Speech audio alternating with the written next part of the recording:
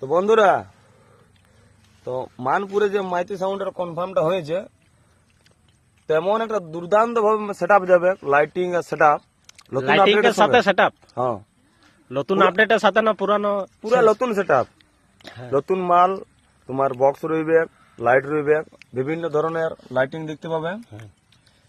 দেখো, আমি কাউকে ছাড়ে কথা বলি নাই, সে আমি মেদিনীপুরের কাবিরের ছোট ভাই, সিগারেট না টাইমলে আমি কথা বলতে পারিনি, ঠিক আছে। তার সঙ্গে আমি বলে দিচ্ছি, আমাদের ম্যানেজার এখন সঙ্গে রয়েছে, মানে বুকিং টুকিং সবকিছু হয়ে গেছে। ম্যানেজারের সঙ্গে আমার কথা হইলো, ম্যানেজারও আমার সামনে আছে এখন। তো কি কি মাল যাবে না যাবে, তো ম্যানেজারের সঙ্গে তোমরা একবার, তারপর কেমন লাগছে একটু লাইক কমেন্ট করে জানাবে। বুকিংটা ওটা আমাদের 10 এপ্রিল বুক হয়েছে, কনফার্ম।